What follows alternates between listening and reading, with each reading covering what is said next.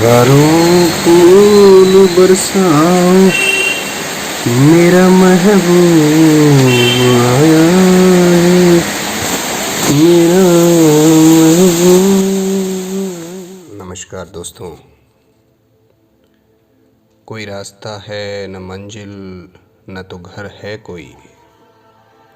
आप कहिएगा सफ़र ये भी सफ़र है कोई। कुंवर बेचैन साहब के शेर पर मेरा जवाब है कि जब तक मैं ऐसे सफ़र में रहता हूँ तब तक लगता है कि घर में रहता हूँ। और आज सफ़र का दूसरा दिन है। कल की अच्छी नींद के बाद तरोताज़ा महसूस कर रहा हूँ। सुबह सुबह ठंड भी है तो सोचा गर्म पानी से नहा लेता हूँ। देखो, यहाँ बाथरूम के टैप की घूमने वाली नॉब पर किसी कमबख्त ने गर्म की तरफ ठंडा और ठंडे की तरफ गर्म का लेबल लगा दिया है। प्रातः जल्दी इस ठंड में उनकी इस ओछी हरकत की कड़ी भर्त्सना करते हुए मैं आपको बताना चाहता हूँ कि लगभग आधा घंटा ठंडे पानी से भिगो लेने के बाद मुझे ज्ञात हुआ कि गर्म पानी दूसरी तरफ घुमाने से आता है।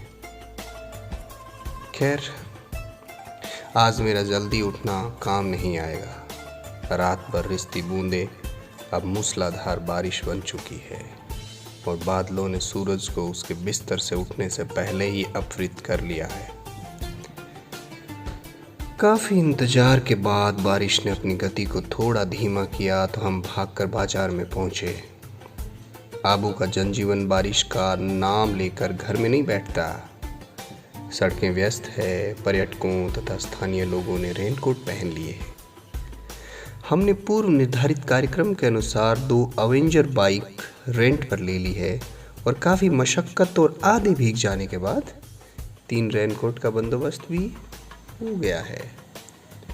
तो आइए चलते हैं सफ़र के शीर्ष पर, जो कि राजपूताना का भी शीर्ष है। बारिश अब अपनी गति से पड़ रही है और हमें अब इसकी कोई चिंता नहीं है। पानी को चीर कर चलते वाहनों के टायरों और जगह जगह बारिश से गिरते झरनों की आवाज़ मिंगल होकर पूरे जंगल में गुंजायमान है। मैं अपनी बाइक को उसी प्रथम स्टॉपेज की तरफ बढ़ाए जा रहा हूँ जहाँ मैं 2013 में ठहरा था। और मैं वहाँ पहुँचकर देखता हूँ कि यहाँ कुछ खास नहीं बदला है। बस पेड़ और घने हो गए हैं। चट्टानों में कहीं कहीं लैंडस्लाइड ने कुछ ज़रूर बदलाव किए हैं। दोस्तों, मुझे यहाँ सबसे ख़ास ज़रूरत एकांत की है। भीड़ भाड़ वाली जगहों पर मैं ज़्यादा आरामदायक महसूस करता नहीं हूँ। इसीलिए ऐसी शांत जगहों को मैं सबसे ज़्यादा याद रखता हूँ। ये जगह मुझे अपनी लगती है, जैसे ये एक्सक्लूसिवली मेरी जगह हो। फ़ोन वोन फ़ोटो वोटो छोड़कर मैं अपने साथियों के साथ यहाँ आधा घंटा प्रकृति के साथ बैठकर गुजारना चाहता हूँ। हम तीनों यहाँ एक चट्टान पर बैठकर काफ़ी देर तक घाटी की गोद में लौटते इस नटखट नाले को देखते रहे और फिर अचानक खड़े होकर आगे बढ़ गए। आज संडे होने की वजह से पर्यटकों की अच्छी खासी भीड़ यहाँ पर लगी हुई है।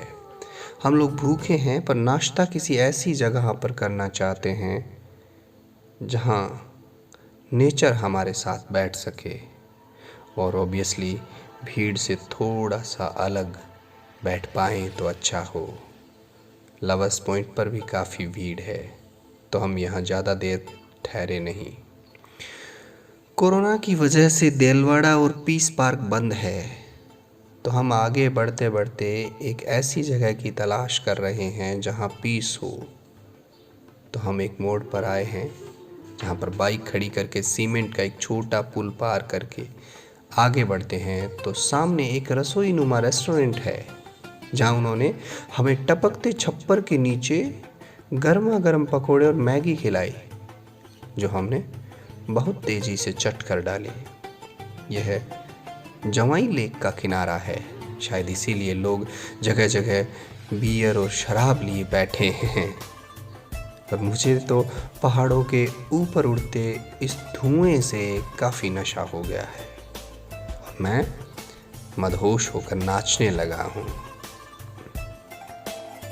हम काले हैं तो क्या हुआ दिल वाले हैं, हम काले हैं तो क्या हुआ दिल वाले हैं, हम तेरे तेरे तेरे चाहने वाले हैं, हम काले हैं तो क्या हुआ दिल वाले हैं, हम काले हैं तो क्या हुआ दिल वाले हैं, हम तेरे तेरे तेरे चाहने वाले हैं, हम काले हैं तो क्या हुआ दिल वाले हैं।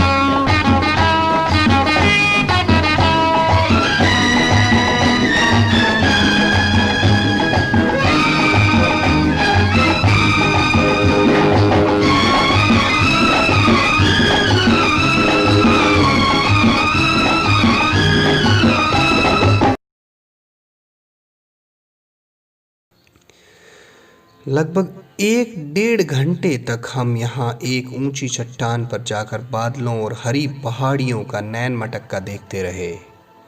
बारिश के साथ आंख मिचौली खेलते खेलते हम लोग पहुँच गए हैं अरावली की सबसे ऊंची चोटी पर। हम समुद्र तल से 1722 मीटर ऊंचाई पर सीढ़ियों से हाँफते हुए पहुँचे हैं। हमारे आगे 2 कपल हाथ पकड़े हुए चल रहे हैं। उनके परिधान मॉडर्न हैं और वो एकदम फिल्मी हो रखे हैं। अचानक ही मेरी नज़र उनकी फटी एड़ियों पर पड़ती है। फिर मैंने उनके हाथों को देखा।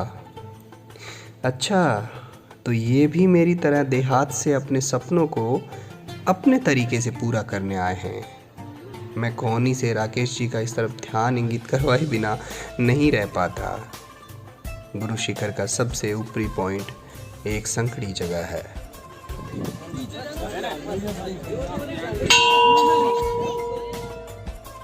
फिर भी वहाँ फ्रूट चाट वाले ने अपनी सुंदर सी दुकान लगा रखी है।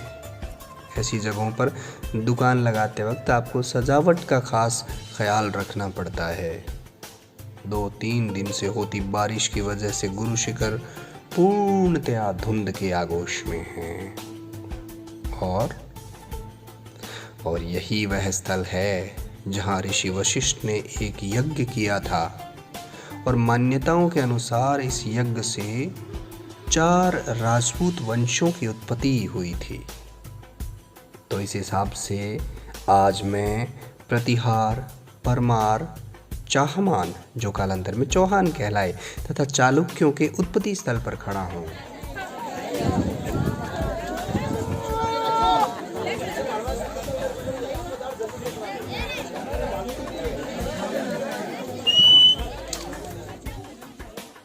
गुरु वशिष्ठ को प्रणाम करके हम वापस लौट रहे हैं। देखो, ये गाय भी पहाड़ों पर चढ़ना और उतरना जानती है। शायद इसके पैर में चोट है, इसीलिए देखो ये लंगड़ा लंगड़ा कर चल रही है। हम लोग यहाँ पर लगी तरह तरह की दुकानों से अपना ध्यान हटाकर नीचे उतर गए हैं। पार्किंग से बाइक लेकर वापसी की शुरुआत होती है। पहाड़ों से ढलान की तरफ गाड़ी चलाते वक्त वाहन को महज स्टार्ट रखना पड़ता है तथा उसे भारी गियर में रखना पड़ता है। उतरने में हमें ज़्यादा वक्त नहीं लगा। और अब यात्रा के समापन का समय है। आबू को अलविदा कहने का समय है। इससे पहले कि हम यहाँ से रवानगी लें, आइए यहाँ की प्रसिद्ध आइसक्रीम का आनंद लेते हैं। कोन में आइसक्रीम को पूर्ण और एक आकर्षक डिजाइन में भरा जाता है, जिसे देखकर हम लोग बिना खाए वहाँ से कैसे लौट सकते हैं। अब गाड़ी राकेश जी के हवाले कर मैं इन वादियों को एक बार फिर से मेरी आंखों में उतार लेना चाहता हूँ। इन हरियल परिदृश्यों को एक बार फिर से निहार लेना चाहता हूँ। एक बार फिर से पहाड़ों के ऊपर बादलों की उस सफ़ेद कतार के साथ अपने मन से उड़कर वहाँ नहा लेना चाहता हूँ। दोस्तों, हम लोग अपने दिमाग और शारीरिक मेहनत से सुकून और कंफर्ट पाने का कितना प्रयत्न करते हैं, परंतु अगर आपको वास्तविक आनंद, चैन, सुकून की तलाश है तो अपने जीवन के कुछ पल, कुछ घंटे, कुछ दिन और कुछ महीने अपने मन के निर्देशन में बिताइए। तब आपको महसूस होगा अपनी धड़कनों और सांसों का अपने मस्तिष्क में चल रहे झंझावतों पर ठंडा पानी डालने का। और तो और तब आपको महसूस होगा इस धरती पर जन्म लेने के वास्तविक मकसद का। धन्यवाद दोस्तों, अपना ख्याल रखिए और खुश रहिए।